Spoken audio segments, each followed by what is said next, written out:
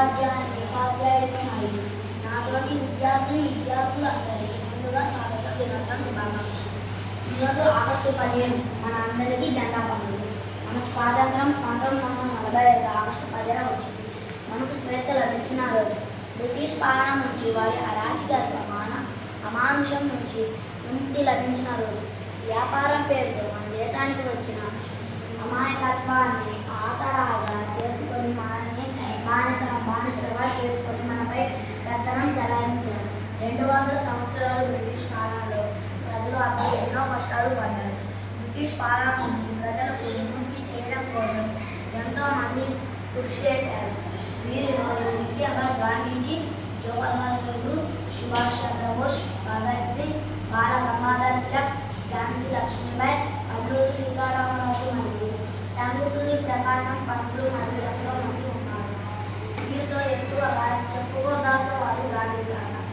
ఈయన సత్యం, శాంతి మరియు అహింస పద్ధతుల ద్వారా శాంతియుతంగా మనకు స్వాతంత్రం తీసుకొచ్చారు. గాంధీజీ ఉప్పు సత్యాగ్రహం అయితే క్విట్ ఇండియా ఉద్యమం అయితే ఏదైనా సరే ప్రజల్ని బానిసత్వం నుంచి విముక్తి చేయడానికి ఎంతగానో కృషి చేశారు.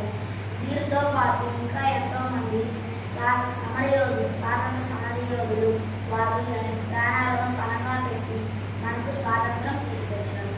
ఈరోజు ప్రతి ఒక్కరూ వారిని గుర్తు చేసుకొని వారికి నివాళులు అర్పించారు. నేటి వాళ్ళే రేపటి పౌరులు కాబట్టి స్వాతంత్రం వచ్చిందని సంబరం పడటం కాకుండా దేశాభివృద్ధికి మన వంతు సేవ చేయాలని కోరుతున్నాను. ఈ అవకాశం ఇచ్చిన పెద్దలందరికీ నా హృదయపూర్వక కృతజ్ఞతలు తెలుపుకుంటున్నాను. ఈ అవకాశం ఇచ్చిన పెద్దలందరికీ మరొకసారి స్వాతంత్ర దినోత్సవం శుభాకాంక్షలు తెలుపుతూ సెలవు తీసుకుంటున్నాను. Thank you.